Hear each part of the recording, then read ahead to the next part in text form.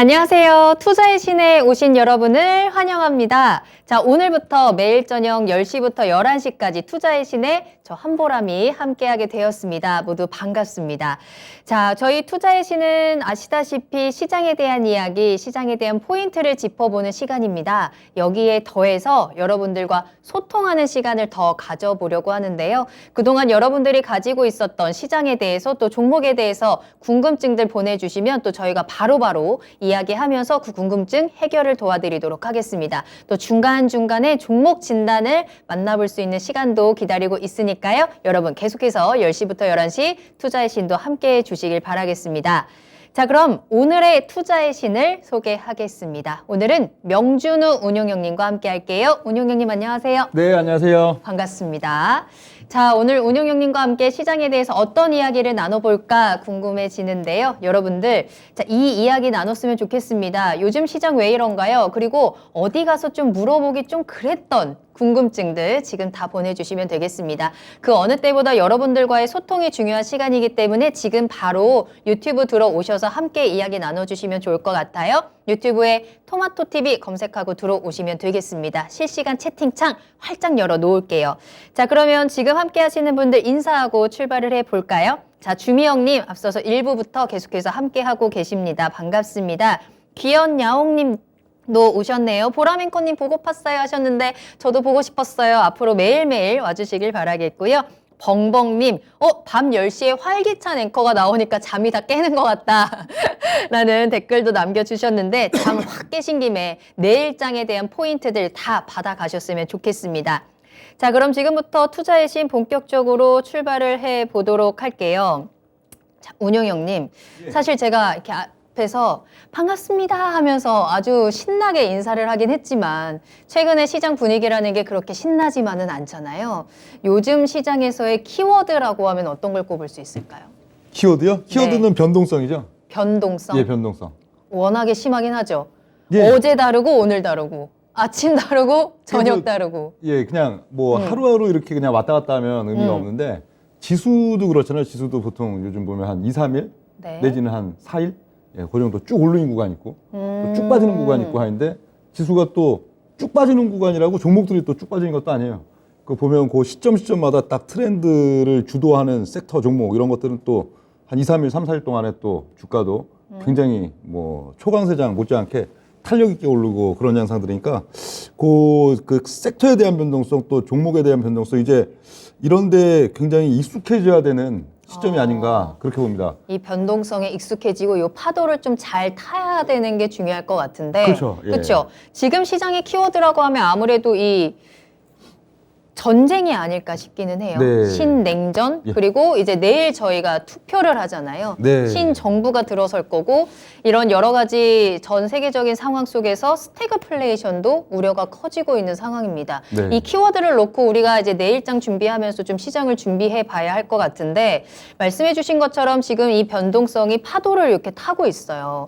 지금은 최근에 며칠 동안은 코스피는 계속해서 내려가고 있거든요. 네. 오늘도 내려갔고 2600선도 이제 조금 불안하다라는 목소리도 나오고 있는데 이제 가장 궁금한 건 그거잖아요. 지수가 과연 어디까지 내려갈 것이냐. 네. 도대체 어디를 바닥으로 잡고 우리가 대응을 하고 반등을 볼 것이냐. 어떻게 보세요? 어디까지 내려갈까요? 코스피. 아, 종합지수가 어디까지 빠지냐고요? 그건 아마 이 투자의 신 시청자분들이시면은 운용력이 무슨 얘기 하겠다 하는 걸 알긴 아실 거예요. 그래요? 예, 벌써 뭐 연말, 연초 이런 때도 네. 올해 2020 몇 년이죠? 2년. 2022년. 22년이죠? 22년. 2022년. 예. 2022년 올해 같은 경우에 연중에 뭐 좀 여름이 됐든 하여간 2250을 한번 찍기는 찍는다고 했어요. 예, 2250포인트를 한번 찍기는 찍는데 그것도 뭐 이게 과거 뭐 2020년도 뭐 연초나 이런 시점처럼 우뚝뚝뚝뚝뚝 하면서 그냥 뭐 보름 한 달 동안에 탁 찍고선 거기 찍으면 이제 뭐 예? 시장 전반적으로 상승기다 이런 구조면은 그게 큰 의미가 있는데 2250도 큰 의미는 없습니다. 이게 올 연중 2250을 찍은 다음에도 역시 마찬가지 상황들. 250, 2250 예, 2250. 말씀하시는 거예요? 예, 그걸 연중에 찍긴 찍는데 네. 잘하면 뭐 상반기에 찍을 수도 있을 것 같고 뭐 한 좀 뭐 가을이나 요 정도 찍을 수도 있긴 있어 보이는데 그게 큰 의미가 없는 게 계속 그걸 찍고 나서도 그렇고 그 찍기 전 과정도 그러고 뚝뚝뚝뚝 빠져서 거기를 가는 게 아니고 계속 이 양상들 뭐 한 2, 3일, 3, 4일 놓고선 한 80에서 100포인트, 150포인트 빠졌다가 네. 또 갑자기 또 뭐 80에서 150포인트 급반등 나왔다가 빠졌다가 급반등 나왔다 이게 들었다 계속 놨다, 들었다 반복되다가 놨다 계속. 어느 시점 잠깐 250 한번 또 툭 찍는 시점도 있긴 있을 거예요. 그래봐야 지금 뭐 지수포 얼마 안 되거든요. 250까지도 어느 시점 툭 찍으면 찍는다고 이제 우르르 올라가는 그 양상도 아니고 찍으면 거기서도 또 똑같은 일들이 계속 벌어지죠. 예, 한 80에서 150포인트 정도 급반등 나왔다가 네. 또 반락 나왔다가 급반등 나왔다 발락 나왔다. 올해는 연중 내내 250 찍을 때까지도 그렇고 찍고 난 다음도 그렇고 계속 그 변동성이거든요. 80에서 그래요? 150. 이게 나쁜 것 같아도 그래요. 사실 이게 매일매일 굉장히 정말 괜찮은 겁니다. 조마조마할 것 같거든요. 아, 오늘은 올라가나? 아, 내일은 내려가나? 아, 도대체 네. 어디까지 올라가지? 막 너무 조마조마할 것 같은데 계속 이제 시장이 투자자들을 들었다 놨다 하고 예. 그러다가 결국에는 2250까지는 언젠가는 빠질 거고 예. 그러면 바닥을 찍으면 좀 시원하게 좀 올라줬으면 좋겠는데 그것도 아니에요. 그렇죠. 그러니까 그래요? 올 연초 1월 달 한 20일 정도까지는 네. 전반적으로 같이 빠졌죠. 지수가 빠질 때 보면은 아. 뭐 좀 그동안 뭐 주도주였던 종목, 좀 낙폭이 있던 종목 뭐 등등이 갖고 같이 돌아가면서 같이 빠지는 그런 양상이니까 네. 그건 사실 뭐 푸시나 아니면 뭐 매도 포지션, 공매도 이런 게 아니면 별 재미를 못 보이는 양상인데 네네. 2월 달 이후의 양상들은 지수가 뭐 80포인트, 150포인트 급반등 나올 때도 그렇지만 네. 80에서 150포인트 단기 급락이 나올 때도 주도주가 서요. 주도 섹터가 서고. 그러니까 소형주 아닌 대형주 시가총액 막 10조, 5조 이런 쪽에서도 지수가 빠지는 동안에 그 2, 3일, 3, 4일 동안에 막 한 10%, 30% 이러고 치고 올라가는 그 종목들을 계속 돌려주니까 사실 지수가 뭐 2250이든 뭐 몇 포인트든 별 의미도 없어 보입니다. 그러니까 올 연중 내내 계속 그럴 거기 때문에 네. 여기에 이 박자에 적응이 되고 이게 결국 뭐겠어요? 지수도 이거 완전 이거 굉장히 공포스럽고 이건 진짜 이제 힘들 것 같아 하는 순간은 또 네네. 급반등을 준단 말이에요. 그리고 급반등 좋았고 야 이제 뭔가 될 것 같아 그러면은 거기서 이제 또 빼고 요양상인데 그 와중에서도 밀당을 그럼요, 예. 그죠? 그 패턴을 이 투자자들이 슬슬, 완전히 예. 막 들어가지도 못하게 하고 또 완전히 발을 빼지도 못하게 하고 근데 주식이 아주 그냥 시장이 그러니까 밀당을 너무 그냥 막 길게 끌고 간다 그거보다는 네네. 주로 좀 단기 매매하죠. 단기로 뭐 대응을 해야 1중 뭐 될까요? 단기 매매가 아니더라도 뭐 한 2, 3일, 3 내지 5일 이런 식으로 그거 갖고 지수가 빠지는 구간에서도 1, 20% 수익을 주는 쪽도 대형주에서도 그게 계속 나오는 장세가 앞으로도 될 거기 때문에 네. 거기에 익숙해지면은 어쩌면 지수 추세적으로 올라가는 구간보다 이게 더 재밌구나. 그럴까요? 예. 오히려 더 재밌구나. 그렇게 느끼실 겁니다. 알겠습니다. 지수는 앞으로 계속해서 변동성을 크게 보여줄 것이다. 그렇지만 그 안에서도 올라가는 섹터, 올라가는 종목들은 분명히 또 강한 움직임을 보여주고 있고 우리가 요 안에서만 잘 요 리듬을 같이 탄다면 보통 그렇잖아요. 서핑을 할 때도 이 파도를 잘 타야 우리가 재미있는 거니까 그쵸, 딱 빠져 예, 죽지 서핑이죠, 않으려면 지금. 예. 빠져 죽지 않으려면 우리가 이 파도를 잘 타야 되는데 그렇다 보니까 지금 근데 하지만 시청자분들께서도 근데 이 하락이 무섭긴 무섭거든요. 비가 내리면 님께서도 오늘이 좀 바닥이었으면 좋겠다라고 하시고 라라님께서도 다 팔아야겠어요 라고 하시는데 이렇게 흔들리는 시장 속에서 언제가 바닥일지 모르니까 지금 내가 가지고 있는 종목들 더 떨어지고 더 손실이 커질지도 모르니까 지금은 좀 팔아야겠다라는 목소리들도 좀 많으신 것 같아요. 지금 같은 시장에서 그러면 요 파는 게 능사냐 이것도 좀 궁금해지네요. 파는 게 능사냐? 팔아야겠다라는 글들이 굉장히 많아요. 너무 무서우니까 네. 이 파도가. 근데 어물어물 벌써 네. 작년도 이제 한 8월부터 대세 하락이 시작됐죠. 맞죠, 대세 하락 맞죠. 시작된 지가 거진 한 반년 됐어요 지금. 예, 근데 이미 빠진 폭도 만만치가 않습니다. 많이 빠졌죠. 그럼요. 벌써 빠진 폭 자체가 저희가 뭐 700포인트. 3,200, 3,300까지 갔다가 지금 내려온 거니까요. 예, 예. 그래서 연중에 뭐 운용력이 뭐 전부터도 얘기 드리듯이 2250을 한번 찍는다고 해도 남은 폭이 별로 없어요. 그래봐야 뭐한 300 몇십 한 포인트. 300, 400 정도 예, 예. 남았네요. 그 정도뿐이 안 되거든요. 지금 이미 빠진 폭이 700포인트. 네. 예? 남은 건 또 얼마 그게 안 되기 때문에 지수를 막 이제 무서워서 뭘 던진다. 뭐 큰 의미가 없어 보이고요. 오히려 지금은 또 이미 선 바닥 찍은 섹터들 종목들이 있어서도 진짜 중장기 대바닥 찍어놓은 것들도 상당히 많이 있거든요. 그런 쪽들은 지금 지수가 빠져도 오히려 빠지는 날은 별로 빠진 날도 올린 경우도 있고 네. 굉장히 지수 하락에 대해서는 예, 별로 둔감하고 지수 상승에 대해서는 굉장히 또 민감하게 반응하는 그런 상황들이기 때문에 지금은 시장 무서워서 판다, 뭐 2250 찍고 네. 나서 주식한다 그런 관점이 아니고 그냥 변동성의 흐름. 이왕이면 바닥 찍어놓고 이제 돌아 나가는 종목들이 낫겠죠. 그럼 거기는 수익도 크고 단기 매매를 해서도 뭐 먹을 폭이 많으니까. 예, 그런데 아직도 남은 폭이 300포인트지만 사실 지금까지 빠진 폭보다도 훨씬 더 큰 하락이 기다리고 있는 또 섹터 종목들도 있거든요. 그런 건 적극적으로 예, 반등 나오면 또 때리고 반등 나오면 때리고 예, 그렇게 하죠. 그러니까 전체적인 시장은 계속해서 좀 답답한 흐름 보여주면서 아래쪽으로 내려갈 수 있겠지만 그 안에서 이제 이미 바닥을 찍은 종목들, 그 안에서도 강하게 살아남은 종목들을 이제 우리가 찾아봐야 되는 거잖아요. 네. 그렇죠. 자, 그렇다면 지금 채팅창에서도 트레이더 준님이신가요? 명준우 운용육님의 시황 분석은 세계 최고 수준이다. 네. 라는 댓글을 올려주십니다. 자, 세계 최고 수준의 저희가 분석을 듣고 있고 명준우 운용육님께서 시장은 앞으로도 계속해서 흔들릴 것이다 라고 말씀을 해주셨기 때문에 자, 그렇다면 우리가 지금부터는 파도를 잘 타기 위해서는 어떤 섹터에 조금 더 주목을 하고 어떻게 좀 분석을 해야 되는지 그 이야기를 나눠볼게요. 벙벙님께서 더 떨어질 섹터가 아직도 남아있나요? 라는 네. 또 공포에 가득한 댓글을 남겨주셨는데 자, 여러분들은 어떻게 생각하시는지도 계속해서 올려주시길 바라겠습니다. 이 섹터는 어떤가요? 또 어떤 섹터가 올라가고 어떤 섹터가 내려갈까요? 자, 그렇다면 내가 가지고 있는 종목은 어떤 섹터에 속해 있는 건지 내 종목 어떻게 대응을 하면 좋은가요? 궁금하신 내용들 계속해서 같이 이야기 나눠주시면 되겠습니다. 유튜브 실시간 채팅창 계속 열려 있으니까요. 여러분들과 함께 소통하면서 이야기 나누도록 할게요. 자, 그러면 섹터에 조금 더 한번 집중을 해보겠습니다.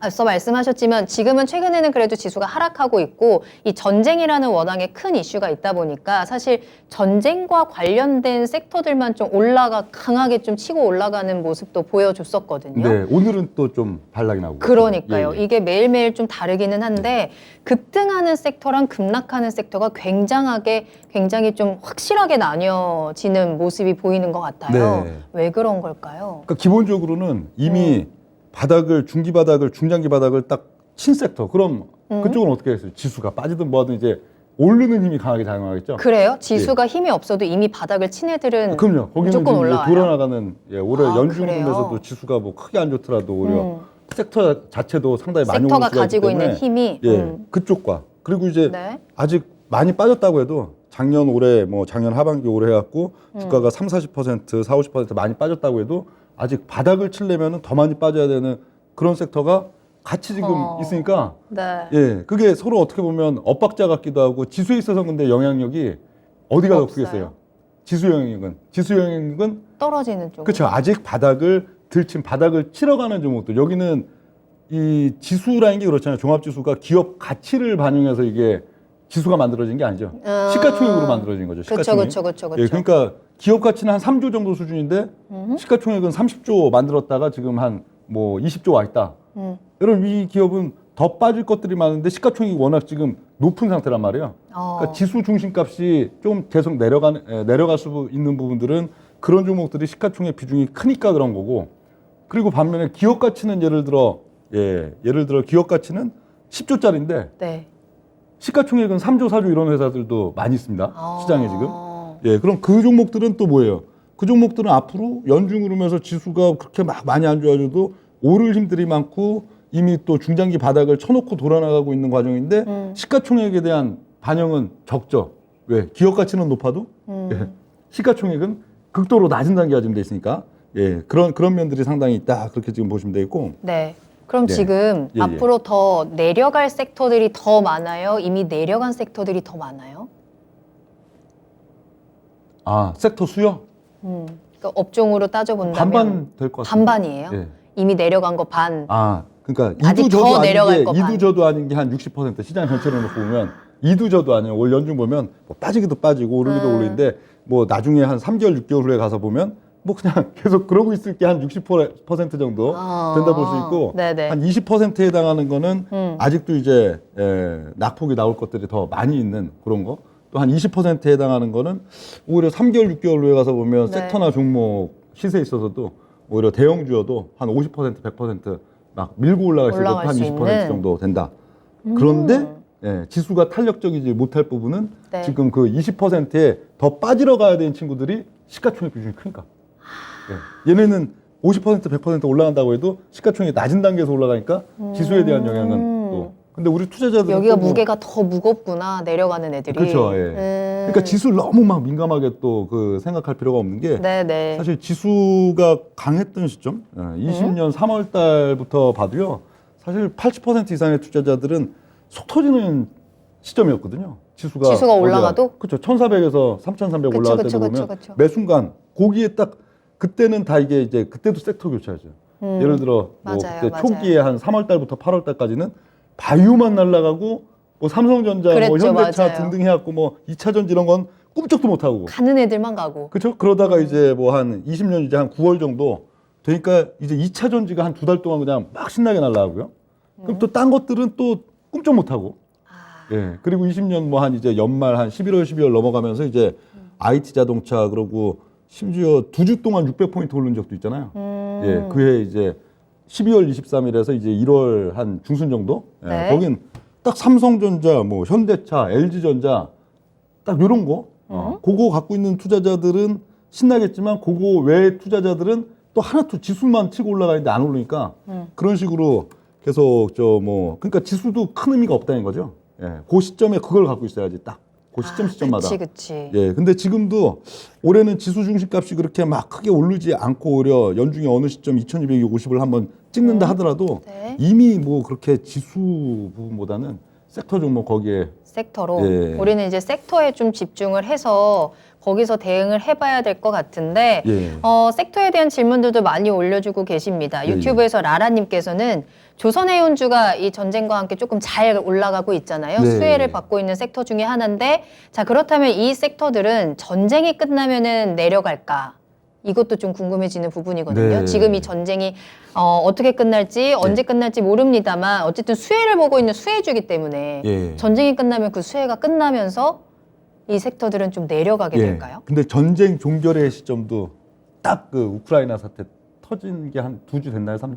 투주? 예. 투주 정도? 그때만 해도 보통 대체적으로 여론이 네. 뭐 하루 이틀 이러다 맞아요, 말 맞아요. 거다. 이렇게 길게 갈 예, 거라고는 그런 생각 얘기들을 못했죠. 주로 했어요. 뭐 예, 뭐 증권 관련된 쪽 말고도 뭐 여타 뭐 그쪽 뭐, 뭐 외교나 그쪽 예, 그런 뉴스에서도. 일단 근데- 정말 설마 진짜 전쟁이 네. 나겠어부터 시작을 해서 근데 네. 이렇게 오래 가겠어? 금방 끝나겠지 했는데 이렇게나 오래 가네요. 예, 그때도 운용력이 네. 딱 바로 그 시점에 뭐 그 우크라이나 그 막 이제 뭐 전쟁 난다 뭐 안 된다 이럴 때인데 네. 저는 한 4-5달 정도 걸릴 거다.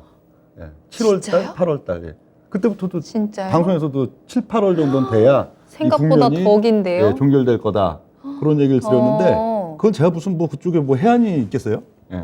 주식하는 사람인데 그죠? 뭐 해안은 외교나 뭐 없지만. 정치에 무슨 해안이 있겠어요? 근데 주식시장을 놓고선 주식시장을 놓고 분석을 해봤을 때는 그 이슈가 딱 지금 트렌드를 어떻게 만드는데 딱 적합한 그 상황들이고 그걸 네. 봤을 때 대략 한 7, 8월 정도 거기까지는 예, 그 이슈가 뭐 그게 전쟁이 빨리 뭐 어떻든 뭐 진짜요? 예, 끌고 가든 뭐 어떻게 하든 뭐 등등해갖고 해결점이 나오는 건 적어도 한 7월 달, 8월 달일 거다 그러는데 슬슬 요즘 분위기는 그럴 수도 있을 것 같다 하는 느낌도 좀 맞아요. 들죠.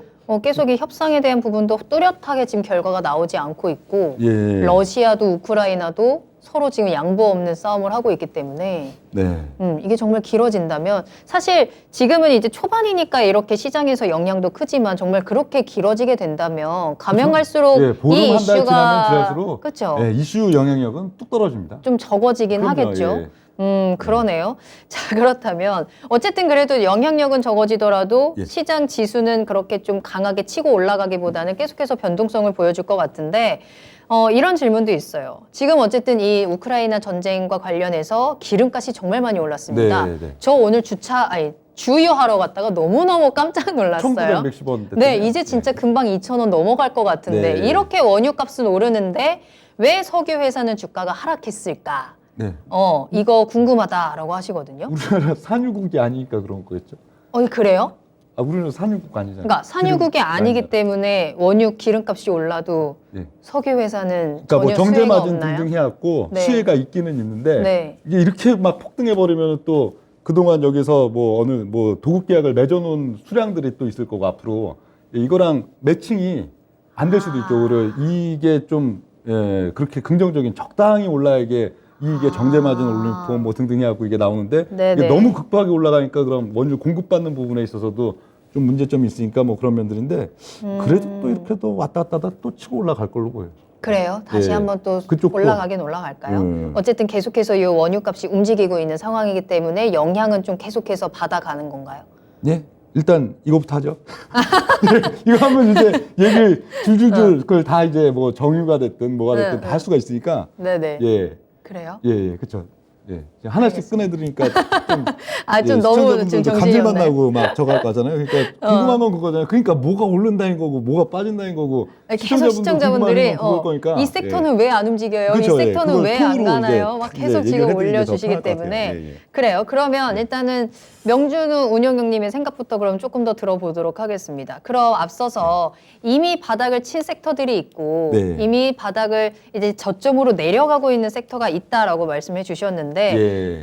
운영형님께서 생각하는 이미 저점에 도달한 섹터라고 네. 하면 어디를 꼽을 수 있을까요? 이미 저점에 도달한 것들도 상당히 많아요. 바닥을 쳐놓고 네. 이제 막 돌아 나갈 준비를 하거나 돌아 나가기 시작하는 그런 섹터. 대표적으로 지금 보면 예. 예. 어떤 섹터를 보세요? 네. 예.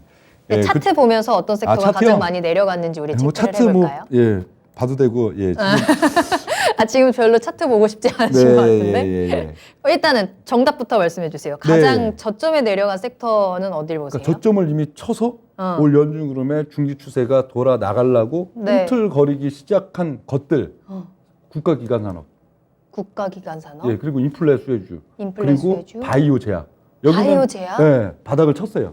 쳐서 바닥을 보면은 친 거는 알겠어요. 진짜 많이 내려갔죠. 예, 바닥을 쳐서 이게 다시 추세가 이제 돌아 나갈 올라갈까요? 지금 시점들이 막 되니까 아, 2월 그래요? 달 지금 중순 3월 달 여기 보면 한국만 그런 게 아니고 미국도 마찬가지예요. 미국도 지금 보면은 저 대표적인 뭐 이제 바이오 회사들 뭐 머크나 뭐 저 뭐 화이자는 작년에 너무 많이 올랐으니까 좀 그런데 주로 한 시가총액 10위권 내지는 그 밑에도 바이오 회사들 주가가 제법 탄탄해요. 그래요. 예, 지수가 빠져도 그날 보면 이제 또 밀고 올라가고 예, 지수가 강한 날도 저거 하고 바이오 제약 글로벌 전반적으로 상당히 바닥을 좀 쳐놓은 지금 조짐들이 있다. 그리고 지금 올해 같은 경우에는 이제 좀 뭐랄까요? 이 음의 세상일까요? 양의 세상일까요? 이 세상의 지금이요? 전반적인 기조가 그렇죠. 음의 세상이에요. 올해는 어떤 그런 음의 것 세상. 같아요. 올 네. 여름도 그렇고 올 가을도 그렇고 음의 세상입니다. 음의 세상에서는 바이오지. 그래요? 그럼요. 예. 왜요? 예? 왜요? 이게 전 세계적으로 이게 이 뭐랄까요? 이런 원자재도 공급도 그렇고 교역도 그렇고 이게 막 타이트하게 각 조약들을 각 국가 간의 협약과 조약들을 딱딱 이행해 가면서 잘 돌아갈 때는 네. 예, 어떤 게 당연히 좋겠어요. 잘 바이오에 돌아갈 때. 관심이 좀 없어지는구나. 그렇죠. 그리고 또 이제 상대적으로. 성장 산업 쪽, 뭐 반도체, 그렇죠. 산업재, 뭐 자동차, 반도체, 뭐 뭐 등등 이쪽으로. 또 돈이 넘쳐나니까 또 뭐 이제 2차 전지나 이런 것들 그쵸. 뭐 등등 그런데 이렇게 이런 지금 알쏭달쏭하거든요. 예? 산업재를 아주 직접적으로 밀기도 그렇고 뭐 또 이런 뭐 반도체나 경기 민감성 종목들도 그렇고 그렇다 보니까 딱 중립지에 있는 것들이 바이오죠. 바이오. 예. 근데 낙폭이 크단 말이에요. 맞아요. 벌써 2020년도 한 8, 9월 달 그 정도에 이미 정점 다 찍어 놓고선 벌써 한 1년 반 빠진 종목, 1년 빠진 종목 그러면서 주가는 바닥이고 예. 향후에 어떤 상황들 뭐 우크라이나 상황들이나 뭐 여러 가지 뭐 인플레나 뭐 등등의 상황들이 알쏭달쏭하게 전개가 되더라도 사실 바이오는 예. 그렇게 뭐 그 휘둘리지 않을 수 있는 또 그런 섹터이다 보니까 글로벌 지금 미국도 그렇고 한국도 네. 그렇고 바이오주들 탄력이 바이오가 괜찮아요. 예. 그리고 사실 지난 한 해 내내는 진짜 바이오가 힘들었거든요. 그렇죠. 벌써 한 그쵸? 1년 반 정도 됐죠. 저희 예. 종목 진단하고 이럴 때도 바이오 가지고 계신 분들은 정말 한숨 푹푹 쉬면서 보내주셨던 예. 종목 중에 섹터 중에 하나인데 근데 약간 올해 들어서 조금 분위기가 바뀐 것 같기도 한 네. 게 요새는 이 바이오 종목 지금 사도 될까요? 라는 질문들도 꽤 올라오긴 하더라고요. 네. 그게 이제 아마 이제 저점을 찍고 지금은쯤이면 다시 올라가지 않을까라는 기대감이 좀 있기는 있나 봐요. 네. 바이오에.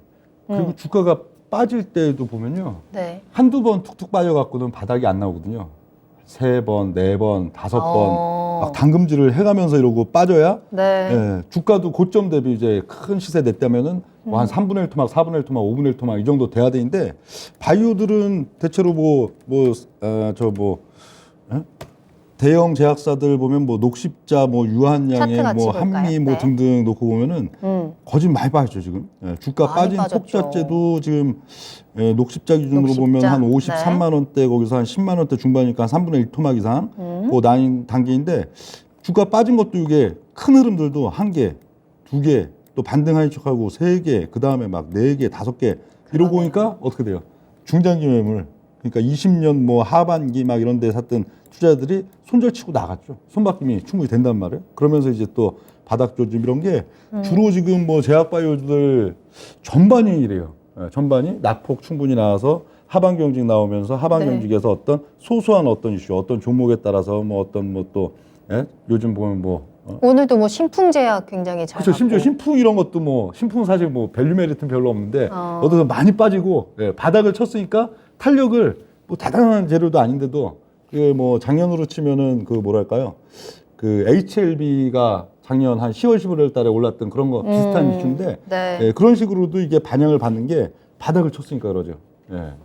그래서 이쪽 제약 바이오 라인들도 네. 상당히 바닥을 치고 이제 돌아나가는 그런 단계의 섹터인데 그럼 그 외- 지금 좀 예. 접근을 해도 괜찮은 거예요? 그렇죠. 오히려 종목에 이쪽으로 따라 가야죠, 이쪽으로. 다르겠지만. 예, 올 연중 흐름에 지수가 2250을 한번 친다. 오. 아니면은 또 뭐 치고 나서도 뭐 2500, 600, 뭐 700, 400, 500 여기서 왔다 갔다 한다 하더라도 이쪽은 3개월 후, 6개월 후 뭐 이렇게 가서 보면은 중심값 자체도 상당히 크게 올라가 있는 그런 단계가 될 수 있기 때문에 네. 그리고 또 이제 국가 기관 산업 국가기관 산업. 예, 이라고 하면 거기도- 어떤 걸 꼽을 수 있을까요?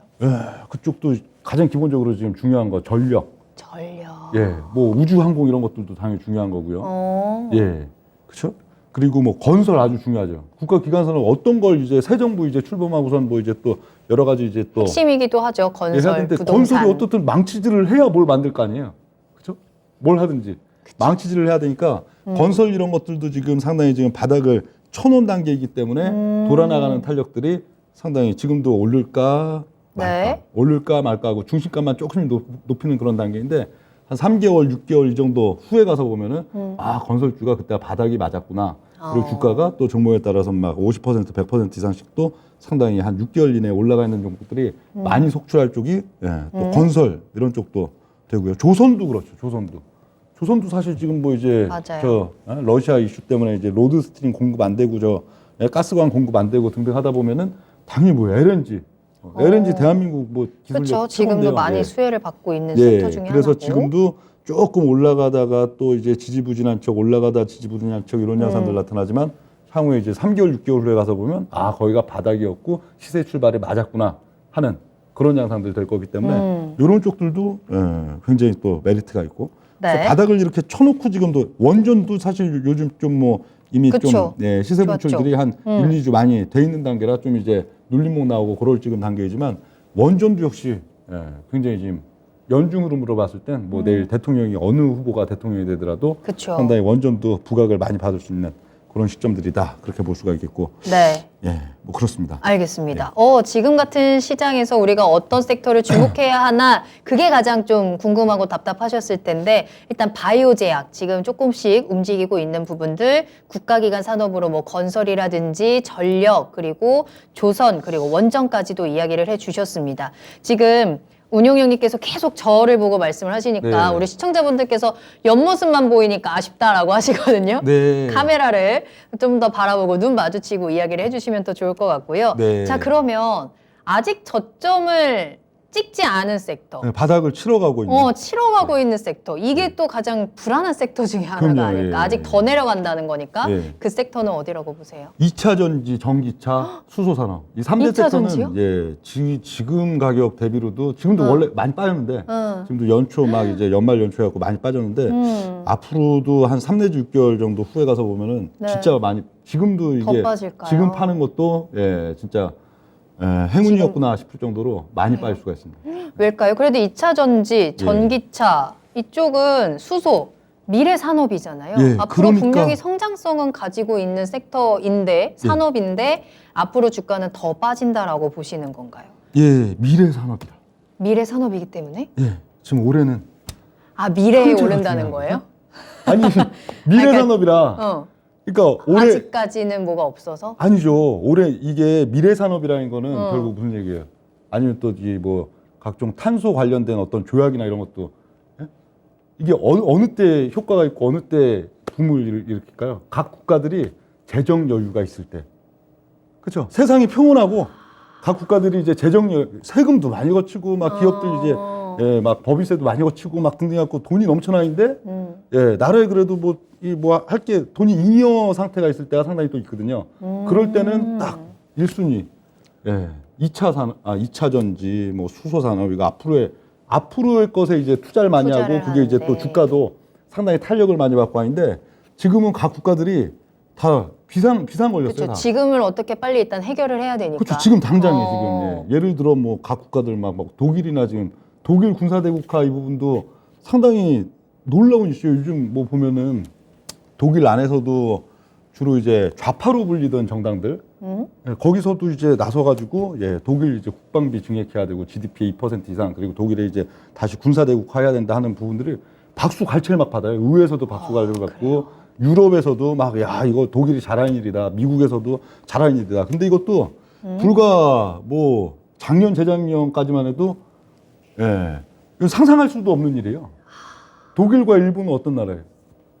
독일과 일본. 어떤 나라예요? 군사대국화하면 안 되는 게 그게 당연히 상식인 나라잖아요. 어. 2차 대전 패전국. 예. 그렇죠. 그렇죠. 그래서 벌써 한 70년, 80년 동안에 일종의 상식이자 규약이자 독일과 일본은 절대로 군사력 강화하면 안 된다. 예. 거기서 만약 GDP 수준 뭐 1.5%, 2% 계속 늘린다면은 주변국도 마찬가지고 각 이제 뭐 유엔의 전반적인 나라들이 야 이게 뭐 하는 짓이냐, 독일, 너희들 지금 뭐 미쳤냐 막 이럴 건데 지금은 오히려 박수갈채를 받잖아요. 이게 아주 큰 일인 거죠. 예. 대단한 일인 거죠. 대단한 일.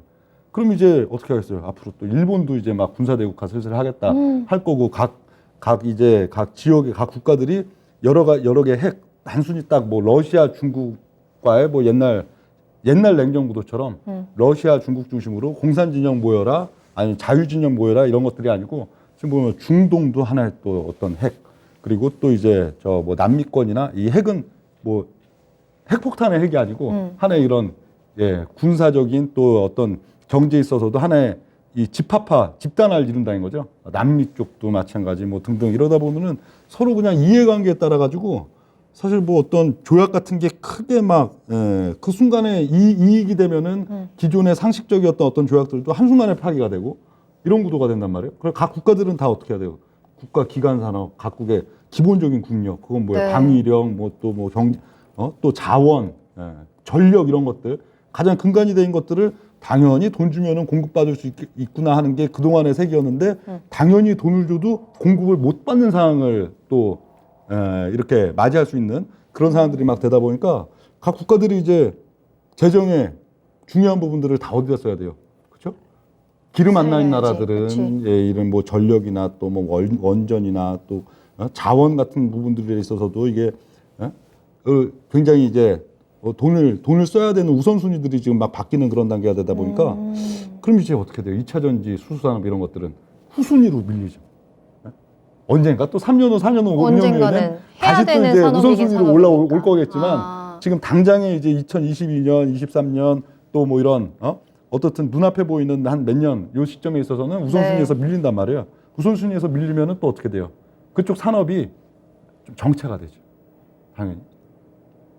그래서 지금까지도 벌써 2차 전지, 뭐 전기차 이쪽 산업들이 있어갖고는 많이 내려오긴 거의 한 했네요. 20년 됐어요. 이게 그래도 시장에서 뭐 지금도 신성장 산업이지만 네. 과거에도 그게 보면 삼성 SDI만 하더라도 벌써 2004년도, 5년도 이때부터도 그 2차 전지 이때는 또 뭐 이때가 OLED 그 단계 그거 이슈도 있었지만 거의 지금 한 20년 가까이 되고 있는데 사이클 흐름이 계속 똑같아요. 예. 그러니까 국가가 이제 각 국가, 우리나라뿐만 아니고 미국이나 각 국가들이 재정 여력이 좋은 시점들에 도래하면은 주가가 한 1년 반 사이에 확 오른단 말이에요. 주가가 막 3배, 5배 막 이런 식으로 확 올랐다가 네. 반면에 그런 또 어떤 상황이 그 시점마다 어떤 주제로 국가의 재정의 우선순위에서 좀 밀리는 단계가 되면은 또 단기적으로 주가가 확 빠졌다가 또 한 2년, 3년 정도의 저점 부에서의 등락기 가져가고 그러고 그 다음 사이클 오면은 또 확 오르고 이 사이클이 있는데 그렇구나. 여기는 지금 중장기 대세가 지금 이번에도 뭐 버블 세게 왔잖아요. 그러네요. 밸류 대비로 쌍봉 정확하게 지금 쳐주고 그리고 지금 단계에서 다이빙이 이제 주가가 아이고. 빠지는 이런 지금 양상들이라 운용력이 봤을 땐 가장 뭐 대표주인 삼성 SDI 기준으로 봤을 때도 6개월 안에 30만 원 깨진다. 그렇게 봅니다. 그래서 오히려 그래요? 한 20만 원대 중반, 뭐 30만 원 이런 단계에서 한 그래도 한 1년 반, 2년 정도는 밑에서의 등락 과정 가져야 또 이제 2024년이든 5년이든 거기 갖고 또 사이클을 크게 가져갈 수 있기 때문에 네. 이런 쪽은 적극적으로 팔아야 된다고 봅니다. 지금도. 이 2차 전지에 대한 믿음을 가지고 있는 초보 투자자분들도 굉장히 많았을 것 같거든요. 예. 워낙에 코로나가 딱 시작된 다음에 2차 전지, 뭐 친환경에 대한 부분들, 뭐 전기차에 대한 부분들 막 부각이 되면서 2차 전지 막 올라가고, 어쨌든 전기차는 계속해서 나올 거고, 전 네. 세계적으로. 2차 전지는 괜찮겠다라는 생각을 가지고 있는 초보 투자자들도 굉장히 많을 텐데, 네. 지금 당장 이 상황에서는 2차 전지는 계속해서 조금 더 아직 저점을 더 향해 내려가고 있다라고 하니까, 그러면 네. 이 종목들은 지금은 좀 발을 빼는 게 맞을까요? 그렇죠. 이번 주만 해도 지금 거의 한 3, 4일 사이에 한 10%대 거의 급락이 나왔으니까 또 급락이 나오면 또 반등도 있습니다. 있겠죠. 급락이. 그러니까 반등 또 한 2, 3일 또 나오는 시점들이 네. 뭐 있을 텐데 그런 거 활용해갖고 계속 걱정이 팔아야 돼요. 되네요. 이쪽은 이제 안 팔면은 그렇구나. 뭐 연말에 가서 봐도 뭐 지수 많이 안 빠져 있습니다. 올 뭐 연중에는 2250 한번 뭐 찍는다고 해도 네. 연말에 가서 보면 뭐 2000 한 뭐 500, 뭐 450, 뭐 600, 뭐 지금 언저리일 거예요. 그런데 이 섹터들을 갖고 있으면은 지금 가격 대비로도 더 많이 빠지는, 뭐 고점 그렇구나. 대비는 지금 거의 한 40% 빠졌잖아요. 네. 근데 또 연말에 가서 보면 고점 대비로 봤을 때는 거의 한 60%대 하락 그 정도 충분히 지금 나오기 때문에 이런 쪽은 반등 뭐 나올 때마다 하여간 적극적으로 2차 전지, 전기차, 그렇구나. 수소산업 거기는 버려야 된다. 그리고 그걸 버리고선 뭘 사야 된다. 그러니까요. 뭘 사야 된다? 아까 그런 거. 바이오. 예, 이제 제약 이미 바이오 바닥 저점을 쳐놓고 찍고 지금 이제 반등 치고 돌아나가 있는. 또 그런 바이오 그리고 네. 또 지금 단기적으로 좀 올라서 그렇지 또 이제 눌림목 활용해 가지고 건설 뭐 전기가스 전력 또 우주항공 네. 원전 이런 것들 그러면은 지수는 뭐 그렇다 해도 완전히 체감 지수는 완전 다른 거죠. 전기차, 그렇죠. 2차 전지, 수소산업 갖고 있는 사람들의 체감 저 지수는 지금 뭐 지수가 한 2,600대인가요? 2,600인데 한 3-4달, 한 6개월만 지나서 봐도 체감 느낌 지수는 거의 한 1,500 이럴 거 아니에요. 그렇죠? 그러네요. 자기가 갖고 있는 종목들 기준으로 봤을 때 그쵸. 체감 지수 1,500인데 반면 반대의 저쪽 섹터로 놓고 본다면 지수 크게 안 올라왔어도 체감 지수는 거의 뭐 한 3,500, 4,000 이런 체감 지수가 될 거니까 지금 그런 시점이다. 자, 그렇다면 지금은 계속해서 이 변동성 장에서 지수는 조금 내려가고 있고 그 안에서 이제 바닥 찍고 올라가는 섹터들, 더 내려갈 sek터들까지 살펴봤는데 대세 상승으로 전환되는 시기는 언제쯤 올까요? 요것도 우리 시청자분들은 투자하신 시청자분들은 아세요? 예, 여러분 알고 아시죠? 계십니까? 예, 아시죠? 답을 올려주시면 좋을 것 같아요. 언제일까요? 그러니까 내년 5월쯤 내년 5월이요? 예, 거기서 대세 상승 비슷한 게 온다고 했어요. 그 대세 상승은 아니에요. 거기가. 그때 대세 상승 한번 아닌데 우리가 대세 상승이라는 거는 지수가 그래도 한 5, 6개월 이상을 그쵸, 두고 쭉 꾸준히 월봉이 계속 이렇게 올라가는 걸 거. 대세 상승이라고 하잖아요. 그쵸. 그 모양 정도는 나올 거예요. 내년도 한 5월에서 내년도 한 11월 거기까지 한 6개월 정도 월봉이 연속적으로 올라가는 느낌. 그럼 한 3,000포인트 살짝 넘기거나 네네. 그 정도 되겠죠. 어? 그러고는 또 다시 빠진다고 했어요. 예. 1년 동안 또 이제 졸졸졸졸졸 하고선 또 뭐 한 2,000, 뭐 300, 400 하고선 1년 동안 변동성도 별로 없이 지금은 변동성 엄청 좋잖아요. 그쵸. 변동성도 별로 없이 한 1년 이제 졸졸졸졸 빠지고 나면 그럼 이제 벌써 2024년 11월이죠. 거기가 네? 진짜 대세 상승이다. 그래요. 찐 대세는 찐 대세 상승. 2024년 11월에 나오는 11월 거예요. 거기서부터는 한 4년 동안 한 2028년 말, 2029년 연초까지 4년 동안 4개의 큰 사이클을 갖고 지수도 우리가 상상한 거 이상으로 많이 갈 겁니다. 그렇게 딱 기간을 딱 정하신 이유가 있으신가요? 정하신 이유요? 네. 딱 내년 5월, 24년 11월 이렇게 보시는 이유가 그렇게 있어요. 생겼습니다. 아, 차트로 분석을 해보면 기술적 예, 예. 분석으로 그런 거예요? 근데 거기에 주로 세상 일들이 맞춰져서 진행되더라고요. 그러니까 이게 세상 일을 예측해서 뭘 이걸 대세를 예측할 수는 없어요. 왜? 그쵸. 모든 이슈가 어떻게 될지 아무도 모르지. 아니 뭐 흔히 뭐 우리가 저거 하는 뭐 금리 네. 뭐 지표 이거대로 이렇게 움직이는 게 아니잖아요. 항상 벌써 한 2년 놓고 봐도 갑작스러운 코로나 사태, 뭐 갑작스러운 또 이제 뭐 유동성 이슈, 뭐 당장 지금도 뭐 연말 연초 오면서 버블 꺼지는 건 자연스러운 흐름이지만 또 우크라이나 사태니까 그 사태는 그 시점 사람들이 이제 이거 깜짝 놀랄 일이네, 센세이션한 예. 그런 것들 갖고 가기 때문에 그걸 뭐 분석한다는 거는 어려운 면들이고. 차트를 좀 보여주시면 좋을 것 같아요. 차트요? 지수 그거는 차트 지난번 하셨어요? 4주 전인가 뭐 연초에 4주 그걸 다 전? 보여드렸었어요. 저는 못 봤는데요. 살짝만 보여주시면 안 돼요? 살짝만? 차트요? 네. 차트. 살짝만. 또 지금 처음 보시는 분들이 있기 때문에 라라님께서 예. 1년 넘게 횡보라고요 하면서 눈물 해주셨는데 아니, 그것을 그게 너무 섹터 걱정하실 종목은 필요가 완전히 없는 게 다르다. 그렇죠. 예, 너무 그죠? 걱정하실 예. 필요가 없는 게 지수와는 또 별개로 예. 그 안에서 움직이는 섹터들을 우리가 잘 파도를 타면 된다라고 하셨으니까 너무 걱정 안 하셔도 될 것 같고, 자, 이 지수에 대한 부분들 우리가 언제쯤 대세 상승으로 전환이 될 것이냐, 내년 5월 그리고 찌는 2024년 11월을 체크해 주셨는데 이게 역사가 반복된다라는 말씀이시잖아요. 그럼요. 그렇죠? 항상 그냥 뭐 주식시장은 그렇죠. 네. 그럼 우리가 차트를 보면 그 역사가 어떻게 움직였는지 좀 알 수 있을 것 같아요. 네. 차트 한번 잠깐 간단하게만 좀 확인을 해볼까요?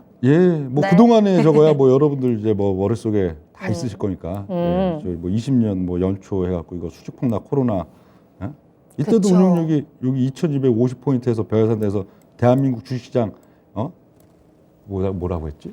주식 하여간 몽땅 다 팔라고 4개월 동안 지수가 1400까지 빠지니까 네. 주식 무조건 팔라고 저걸 했는데 한 달 동안 빠졌어요. 그러니까 더 놀라운 거죠. 그러니까 세상은 제가 야 이건 정말 설마 그럴까 저도 딱 그 한 1400까지 빠진다고 그게 돼 있기 때문에 네. 그래도 1400 빠진데 한 4달 정도 걸리겠지. 그것도 네. 엄청 빠른 초고속이지라고 생각했는데 한 달 동안 한달 빼버리고 만에. 이제 유동성 양세 이제 또 시작했잖아요. 그래서 한 4월 달 초순 거기서 뭐 대한민국 이제 또 V자 급등 그 전 세계에서 상승률 제일 높게 가져간다. 저거 드리고는 계속 어떻든 이제 올라왔죠. 그리고 대세가 이제 꺾인 거는 대세 하락으로 전환된 건 작년 8월인데 앞으로의 양상들이 그러니까 올해는 2250 정도는 한번 치기는 친댔어요. 치기는 네. 친데 이게 쭉쭉쭉쭉 빠지면서 친 게 아니고 계속 이러고 또 한 80포인트, 150포인트 올랐다가 빠졌다 하다 보면은 뭐 빠르면 뭐 5, 6월일 수도 있겠지만 제 생각에 5, 6월보다는 좀 가을 정도 되지 않을까 싶어요. 한번 치는 시점도 있는데 주로 중심값이 있어서는 뭐 요 정도에서 계속 놉니다. 뭐 지금 2,500, 600, 뭐 700에서 왔다 갔다 그런 양상인데 내년도 그 한 5월 달 정도 되면은 6개월 정도 연속적으로 오른다고 했죠. 네. 6개월 정도 이러고 한 3,000포인트대 하고선 오르는 시점들이 나타나는데 그게 이제 대세 어떤 사이클의 시작은 아니에요. 그러고 나면 요거에 더 무디게 이러고 또 한 1년 정도 동안에 질질질질 빠지는 양상 이후에는 1, 2, 3, 4하고선 크게 올라간다. 근데 지수 뭐 우리가 생각한 이상이죠. 4년 동안 4개 사이클이면 결국 2003년에서 2007년까지의 대세장이나 뭐 이런 식으로 어떤 FM식으로 사이클을 1, 2, 3, 4 만들고 간다는 거니까 그때는 한 500에서 한 2,000 올랐죠. 512포인트에서 2,185인가 그렇게 올랐으니까 한 4배 올랐는데 네. 지금도 많이 오를 겁니다. 알겠습니다. 근데 그 시점에도 역시 마찬가지예요. 그럼 대세 상승하면은 주식 사면 먹는 다 그 오르나? 시점마다 또 그건 1단계 아니지. 사이클에 뭐 2달, 3달 거기는 요것만 딱 데리고 가고 또 그 사이클 거기서는 딱 요것만 데리고 가고 항상 그렇게 되기 때문에 대세 상승도 사실 쉽지는 않습니다. 자, 이 지수의 큰 흐름 속에서 우리는 그 안에서 조금 더 강한 섹터, 그리고 그 섹터 안에서도 정말 찐으로 올라갈 수 있는 종목들을 좀 잘 찾아봐야 된다라는 점은 한번 염두를 해주시면 좋을 것 같고요. 자, 그러면 현재 시장의 키워드들 한번 쫙 훑어보면서 오늘 시간 마무리해야 될 것 같아요. 벌써 시간이 47분까지 예. 지나갔습니다. 키워드 중에 하나가 이제 스태그플레이션이잖아요. 계속해서 물가는 올라가고 있는데 그렇다고 경기가 좋아지진 않습니다. 이 부분이 지금 시장의 가장 큰 우려 중에 하나인데 장기화될까요? 어디까지 갈까요? 이 부분은? 꽤 갈까요? 꽤 걸린다고 봐야죠. 꽤 걸린다. 이게 한 뭐 2020 뭐 네. 3, 몇 4년도 년 어때 가나요? 꽤 하여간 요게 스태그 점점 계속 좀 지금 경기 침체 플러스 결국 물가 인플레, 상승. 물가 상승 네. 이 부분들이 주로 아니다 막 저기 미국의 뭐 어떤 은행 총재는 아니다 지금 뭐 실물 지표가 뭐 경기 침체 그런 건 아니다 했는데 그건 하여간 뭐 미국 얘기고요. 예. 근데 미국도 사실 그 지표로 보인 것과 최강 경기는 다를 가능성이 많다 보이는데 우리로 봐도 그렇죠. 우리도 지금 보면 물가는 지금 하루가 다르게 막 올라가고 있잖아요. 맞아요. 꼭 유가뿐만 아니고 뭐 음식가, 뭐 가게, 뭐 등등 해갖고 다 오르고 있는데 경기, 실물 경기는 이미 좀 죽은 지꽤 됐죠. 실물 경기가 지금 작년 말 올해 넘으면서는 격하게 안 좋아질 수밖에 없는 게 네. 또 우리 대중 투자자들이 옛날에는 주식 투자하는 사람들 소수였고, 그렇죠? 대세 상승이 오든 하락이 오든. 근데 지금은 전 국민이 대중적으로 그래도 주식을 많이 들어갔잖아요. 뿐만 아니고 또 젊은 분들 코인도 많이 들어가고, 이거 시세가 빠지니까 당연히 어떻게 되겠어요? 지갑이. 거기에는 또 이제 빚내서 투자한 것들도 많은데, 그럼 소비를 지금 기대하는 부분들이 이제 엔데믹 국면에서의 이제 소비 활성화를 기대하는데 그러기가 어려워요. 아무리 뭐 12시, 뭐 1시, 뭐 여러 부분에서 이걸 뭐 푼다 해도 지갑이 얇아졌거든요. 그러니까 경기, 지금, 이 경기 침체 내지는 또 실물 경기 악화 이런 과정들은 연중 흐름에서도 상당히 좀 심화될 수가 있는데 인플레이션은 계속 또 확장되고 물가는 올라가고 이런 국면들이 돼갖고 요거는 꽤 장기화될 가능성이 있다고 봅니다. 그렇지만 그것 때문에 뭐 종합지수가 뭐 1800, 1500, 1400 갈 일 없고요. 네. 예. 바닥은 2230 한번 살짝 툭 하고 찍어주는 정도면은 그렇다고 뭐 크게 오르진 않는데 뭐 지수 자체는 그렇게 막 이것 때문에 걱정하고 그럴 단계는 또 아니다 그렇게 봅니다. 알겠습니다. 자, 그렇다면 채팅창에서 또 하나 걱정하시는 부분은 전쟁입니다. 예. 전쟁은 언제 끝날까요? 라고 벙벙님께서도 전쟁이 언제쯤 끝날 수 있을 거라고 보시나요? 라고 물어보셨고, 내돈내산님께서는 우리가 푸틴의 속을 어찌 알겠습니까? 라고 하셨는데, 앞서서는 좀 더 길어질 수 있다라고 말씀해 주셨거든요. 이게 몇 달 정도 더 갈 수 있다라고 해주셨는데, 이 신냉전에 대한 부분, 러시아에 대한 여러 국가들의 좀 계속해서 제재도 길어지고 있는 부분이고, 이 부분은 어떻게 해석하고 계세요? 예, 뭐 전쟁이야, 뭐 모르죠. 전쟁이야, 진짜 뭐 어느 날 대부분의 갑자기 화해를 할 수도 있는 거 아니에요? 화해의 가능성은 전혀 없어 보이는데. 없어요? 갑자기 쿠데타 일어나고 네. 푸틴만 딱 제거하면 그날 끝날 수도 있겠죠. 그러나 그 대략 한 7, 8월 그 7, 정도까지는 그런 올 뭐 여름까지는. 뭐 동전이든 어떻든 좀 이렇게 좀 이런 상황들이 좀 진부하게 지루할 정도로 그렇게 좀 이끌어질 가능성이 있는데 네. 신냉전은 이제 돌입이라고 봅니다. 신냉전 국면 요거는 과거는 이제 딱 미소 대립이었지만 자유주의, 공산주의 지금은 그 지역별, 블록별로 이제 완전히 그냥 이기주의로 이제 가는 그런 단계들. 그리고 어제까지는 또 뭐 친구였는데 갑자기 다음 날부터는 또 이제 막 서로 이제 막 적이 되는 그런 이 좀 뭐 이합 집산 비슷한 신냉전이죠. 그게 새로운 냉전인데 네. 요거는 어쩌면은 꽤 길어질 수도 있다고 봅니다. 뭐 3, 4, 5, 6, 7, 8년 이상 지금 막 시작되는 그런 단계이기 때문에. 그리고 요게 또 섹터 트렌드들이 있어 갖고는 국가기관 산업 그런 쪽들에 있어서는 상당히 계속 좀 나라에서도 이제 재원의 우선순위를 거기에 또 가져갈 가능성이 상당히 있고요. 예를 들면 뭐 원전 이런 것도 그렇잖아요. 지금 뭐 이게 뭐 환경 이슈도 이게 좀 밑으로 내려가고 환경에 대한 어떤 조약이나 캠페인들이 상당히 후순위가 될 수 있는 부분들은 이게 그렇잖아요. 지금 뭐 저러고 원전을 막 터트려 버리고 막 그 하루에 미사일 몇백 발씩 쏘고 이게 미치는 지구 전체적인 네. 오염 요인이 더 클까요?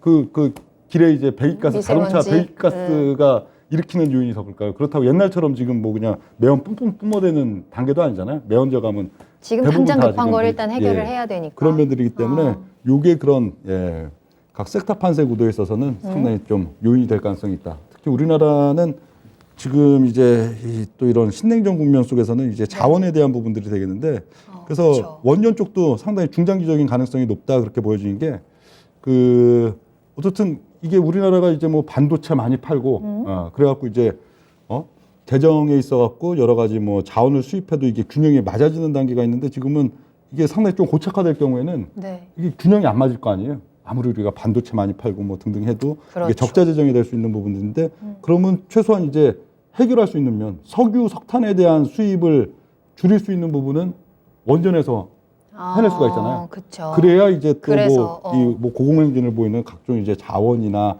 금속이나 비철금속 이런 것들에 있어서 높아도 또 이게 수지가 메꿔지는 그런 면들이 있어갖고 아마 이런 좀 국가의 기간 산업 관련된 부분들은 뭐 내일 대통령이 어느 후보가 또 당선이 되시든 상당히 좀 중요하게 갈수 있다. 트렌드에 있어가지고 만들어질 거다 그렇게 좀 보입니다.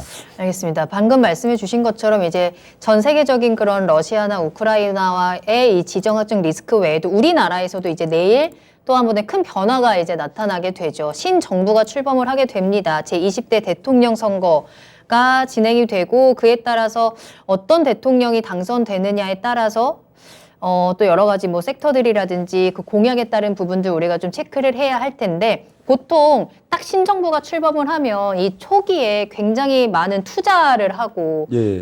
경제를 살리기 위한 여러 가지 계획들을 내놓잖아요. 네. 이런 부분이 우리 증시에 지금 우리 시장이 조금이라도 좀 힘을 보태줄 수 있는 동력이 될 수 있지 않을까. 지수 동력은 안 됩니다. 항상 지수 보면. 동력은 안 되고. 지수 동력은 안 되는데 종목 장세의 동력은 항상 세게. 대중들이 일단 기대감이 있잖아요. 새 정부가 이제 들어섰다 하면은 거기에 대한 기대감 그리고 이제 4년차 뭐 3년차 4년차 5년차 하면 좀 뭔가 힘이 빠지는 그런 맞죠, 느낌도 상당히 맞죠. 들고 네. 그런 면들이 있어갖고 주식 시장의 역동성 지금도 뭐 이게 뭐 변동성은 굉장히 좋지만 그런 종목 장세나 시세 섹터 장세 이런 데 있어서는 상당히 탄력을 많이 줄 가능성이 있고요. 그리고 어떤 정부 정책 효과가 그게 바로 이제 어떤 주식 시장의 어떤 섹터 종목 장세로 이어지는 경우가 의외로 별로 없습니다. 그러니까 가장 최근으로 보면은 이명박 대통령 출범하고 그때 그린 에너지 나라에서 막 집중적으로 밀면서 그때 보면 뭐 별의별 게 다 올랐잖아요. 뭐 LED부터 뭐 맞아요, 친환경 관련 맞아요, 막한 300종목, 500종목이 크게 올라간 그때 이후에는 그 이후에 뭐 박근혜 대통령 출범 그리고 또 문재인 대통령 출범 때도 어떤 정책을 이걸 할 거기 때문에 이게 간다 하는 부분보다도 전혀 정책과는 또 별개의 섹터들이 또 많이 움직이는 경우가 많았어요. 그러니까 박근혜 대통령 신정부 때는 오히려 중국 관련주들 그런 쪽 그리고 둘째는 뭐 건설 기자재 뭐 건설 등등 이런 쪽들 그리고 문재인 대통령 출범하자마자부터는 또 바이오가 그렇게 갔었죠. 그렇죠? 그 직전 이제 2017년 장미 대선 한 6개월 1년 전에는 IT가 크게 갔다가 네. 대선을 필두로 IT는 이제 더 이상 안 가고 바이오들이 이제 또 크게 올라가는 그런 양상들이 있었는데 어쨌든 신정부가 출범한다는 그 자체가 주식시장에 있어서는 섹터 종목 장세에 있어서 역동적인 동력들은 또 된다. 과연 이번 대선 이후에는 어떤 섹터가 좀 강하게 움직일지 이제 그 부분이 궁금해지는데 그 부분은 우리가 잠 다음에 조금 더 자세한 이야기를 나눠보면 좋을 것 같고요. 자, 마지막으로 자 그렇다면 지금 시점에서 우리가 주식 투자를 하면서 이것만은 유념하자라는 것 딱 한 줄 정리로 해주실 수 있을까요? 그럼요. 이건 다 아까 서두에서도 또 그렇게 되는데 딱 변동성 카메라 보고 예, 여러분들께 말씀해 주세요. 변동성 이 자체를 즐겨야 돼요 지금. 변동성 자체. 거기에 파도를 대한 잘 타자. 리듬을 이제 얼추 지금 한 달 좀 넘었거든요. 예. 예? 이 맞아요. 리듬 자체를 생각해 보세요. 우리 투자자 여러분들 생각해 보시면은 딱 보면은 지수도 야 여기 진짜 이제 무서운데 오늘 그날이 늘 급등 변곡점이고 한 번 오르면은 또 뭐 30포인트도 아니고 네. 한 며칠 한 3, 4일 두고서 한 80에서 150포인트 정도는 쉽게 올라간다고요. 그리고 이제 뭔가 이제 야 이건 이제 완전 시장이 안착됐구나 안정됐구나 가겠구나 거기 되면은 또 여지없이 또 빼는 그런 양상인데 이게 앞으로도 이제 4월달, 5월달, 3, 4, 5, 6월달, 뭐 7월달까지도 이 패턴들 계속 고 가져가니까 또 종목에 있어서도 종목도 야 이게 진짜 이게 대장주고 이게 진짜 이제 가나보다 하면 거기서 또 이제 브레이크 걸고 이제 네네. 눌러요. 그리고 낙폭이 또 예를 들어 지금 뭐 이번 주도 보면 뭐 저 자동차 관련 뭐 2차 전지 뭐 등등 해갖고 이런 것들 벌써 한 3, 4일 연속으로 뺐잖아요. 연속으로 뺐는데 연속으로 빼다가도 다음 주 또 어느 시점 가갖고는 거기서 2, 3일 급반등의 종목이 또 돼버린단 말이에요. 네. 그러니까 그 변동성 자체를 이걸 활용하는 그 부분들. 그러면 오히려 대세 상승장보다도 더 재밌고 수익도 잘 만들 수 있고 하는 장세가 지금이다. 네. 생각합니다. 채팅창에 이 변동성이 너무나도 멀미난다라는 댓글도 보이는데 파도를 제대로 잘 타면 멀미 안 나고 굉장히 재밌거든요. 변동성을 즐길 수 있는 여러분들이 되시기를 함께 응원하겠습니다. 오늘의 결론은 뭐 기승전 섹터 종목입니다. 이 계속해서 흔들리는 시장의 과는 좀 별개로 그 안에서 힘을 가지고 있는 섹터와 종목들 잘 찾아보시면 좋을 것 같고요. 오늘 전해드린 내용들 함께 참고하시면 되겠습니다. 자, 다만 저희가 방송에서 전해드린 내용은 투자 판단에 대한 참고 자료입니다. 투자는 투자자 본인의 책임과 판단에 따라서 이루어져야 한다는 점 유의해 주시기 바랍니다. 자, 그러면 운영형님과는 저희가 여기서 먼저 인사를 드리고요. 저희는 다음 주 이 시간에 또 만나야겠죠? 네. 네. 자, 그럼 내일장 우리 또 휴장이니까요. 내일 하루 잘 보내시고 저희 목요일에 또 만나도록 하겠습니다. 시청해주신 여러분 고맙습니다.